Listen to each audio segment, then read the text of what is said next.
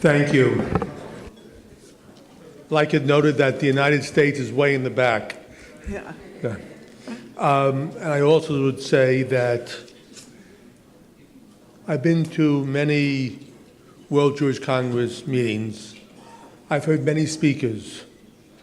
I will say that the Foreign Minister of Germany gave one of the best speeches I've ever heard on behalf of world Jewry and Israel. And I must tell you, on behalf of all of us, I think he did a fantastic job.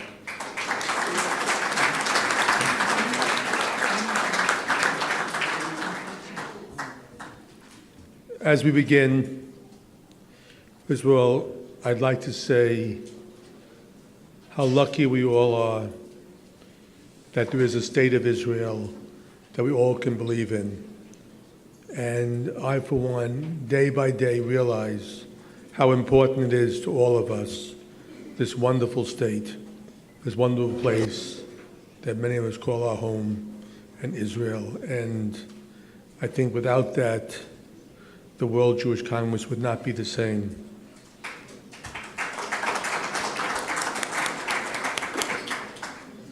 Representatives from Jewish communities around the world, ladies and gentlemen, rabbis, fellow Jews.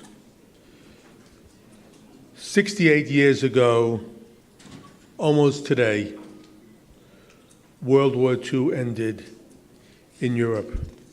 It's interesting that the war was over literally 2 days ago, 68 years ago. As Auschwitz, Treblinka, Bergen-Belsen were liberated, the world began to realize the unimaginable depth of our loss. As the pictures of the bodies and the ovens were transmitted around the globe,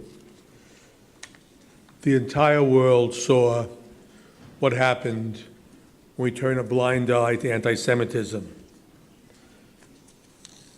68 years ago, no one would have thought once again that there would be that type of anti-Semitism. 3 decades after the war, no sane person wanted to be associated with what the Nazis stood for. And they were very quiet. Yet today, 68 years later and 3 generations later, that same hatred has come back. And for the first time, in many ways, through these different parties, it's become socially acceptable. People have been able to say things that would never, ever have been able to be said in the past after World War II. Last night I spoke about some of the things that are happening today to the Jewish community here in Hungary. Unfortunately, even with everything happening, we did not hear words about Jobbik and what they're doing from the other side. It is a shame because it made us realize more and more that it's more important for many governments to placate a certain group of voters than it is to say the truth. And once again, we see not only here in Hungary, but throughout the world, that nothing is being done. The president of Iran brags about destruction of a Jewish state, and the world does nothing. Hezbollah kills Jews in Israel, Bulgaria, and as far away as Argentina. And yet, the world does nothing. You heard today when the question was asked about Hezbollah and the European Union. You heard a true friend of Israel and the Jewish people say, we need more proof. Bulgaria has given proof. And when I spoke to President Obama about this, he says, look, I've seen the proof, it's there. But again, nothing will happen. A new president of Egypt has used some of the most primitive language on anti-Semitism. People say things, but the world does nothing. Young Jews are attacked because they wear yarmulkes. And in Paris, a young man is tortured and killed for one reason alone, because he was Jewish. And the world does nothing. This is our job of the World Jewish Congress, and we will certainly not stand by. It is our job to stand up and say to the world, you have to do something. And we will stand up. This is our major pledge for the future. We have the means, we have the power, and we will act. The fact is, in the world today, there is no other Jewish organization that has the strength to combat this hatred on a worldwide basis. Over the past 5 years, I have traveled to 54 countries. I got a lot of mileage. I met with heads of state, from the Hungarian Prime Minister Orban to presidents, and let me tell you that what I've heard over and over again are the platitudes. Yes, we understand the problems of Israel. Yes, we must do something. But yet, nothing is being done. We must demand, we must act. When we saw Hugo Chavez in Venezuela, may he rest in pieces.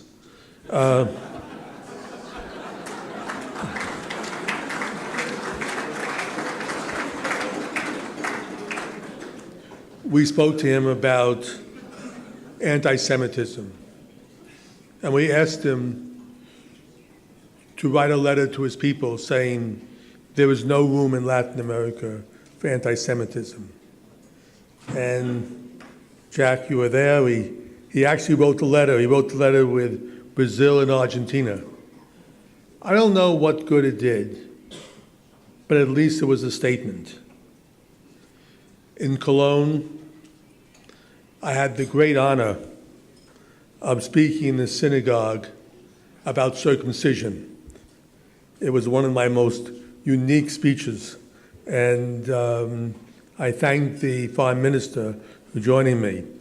I must tell you, it was a speech very difficult to write, but interesting enough,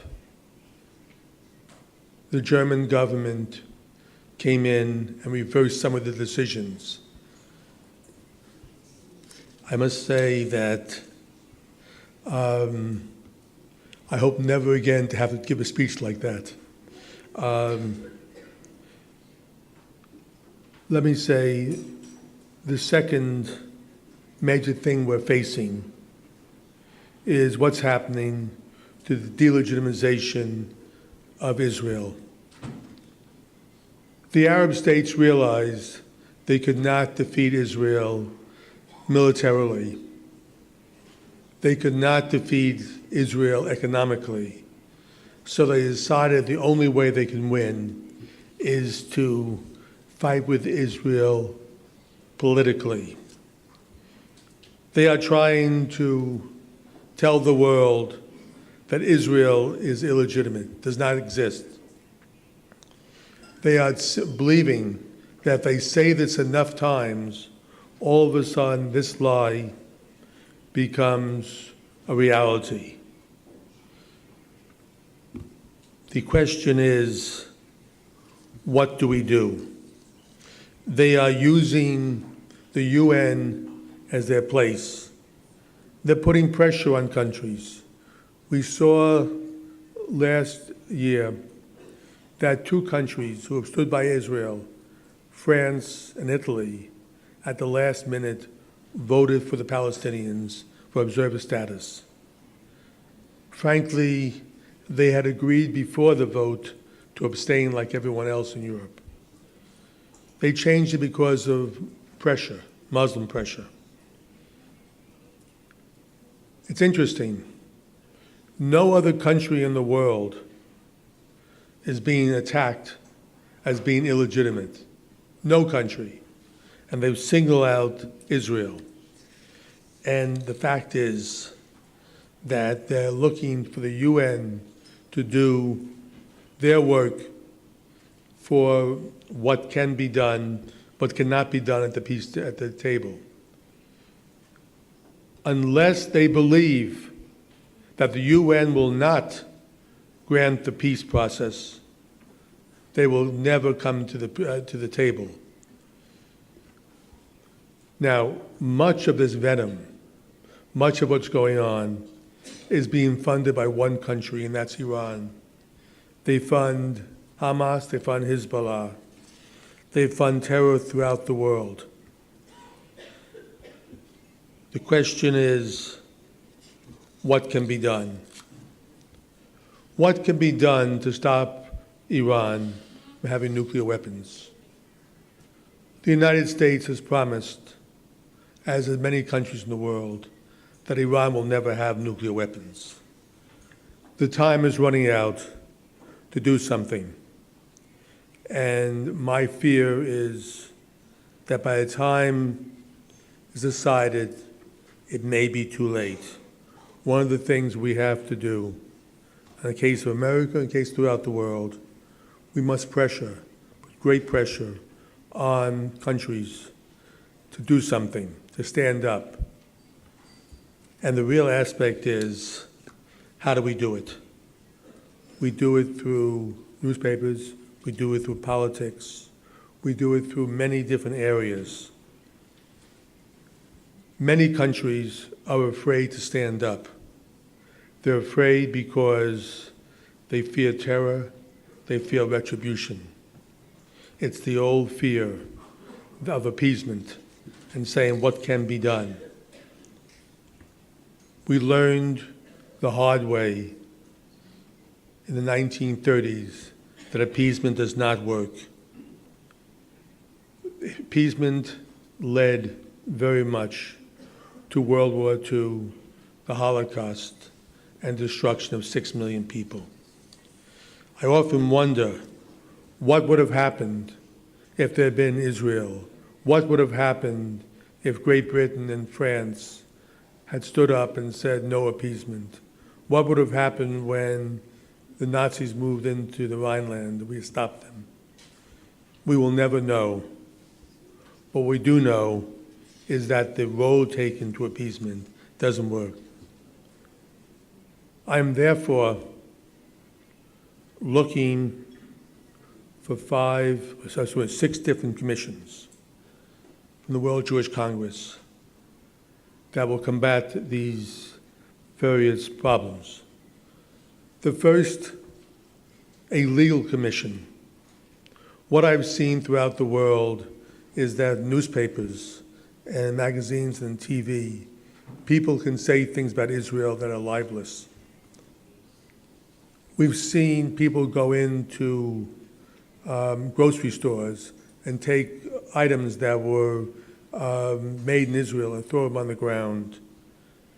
We have seen people take actions that under normal circumstances they should be sued for. This legal commission will be headed by 3 of the outstanding lawyers in the world. And they will work together with lawyers throughout the world to bring anything that happens, will bring suit. Bring suit about newspapers, TV, bring suit against individuals who commit acts. We won't win many of these suits, but what it means is that they will have to spend the time and the effort defending themselves, and they'll think twice about what they say. Also, the second commission is a question of interfaith. We have started very successfully to work with Christians and Muslims working together. I myself have met with the Pope several times, and I had one meeting with Muslim clerics. It's a hard road, but this commission can do a great deal of opening up what can be done between the faiths. There will be a new public relations commission, Hasbara. Frankly, this is a commission that I and several others will head. And frankly, this is the commission where we'll pull together the 6 or 7 key advertising agencies in the world. It turns out that the 6 largest advertising agencies in the world are all run by Jewish people. I don't know why that happens. But frankly, I spend more money on haircuts than Israel spends on Hasbara. The fact is that Israel has done a very poor job on Hasbara, and what we're going to do is we're going to come after them and redefine what we stand for. We can make speeches to each other. The fact is we need to speak to the world about what we stand for. Also, there are those who deny the Holocaust. There are those who say it was only 200,000, 300,000 people. You heard last night from a priest talking about the Holocaust. It's all over. We will have a major commission called the Holocaust Memory Commission. This will remind the world what happened and remind the world over and over again what happens if you have appeasement. There'll be a business advisory commission. These are people that the strength of business as it relates not only to Iran, but relates to the world and what can be done. And these commissions will have a whole new and dynamic things. There will also be a commission looking to restitution with the WJRO, which I head. And frankly, there is so much land, there's so much art, there's so much unclaimed things. In many ways, this land, this art, these properties are in many ways still the last prisoners of the last war. And this commission will look into it and make major changes.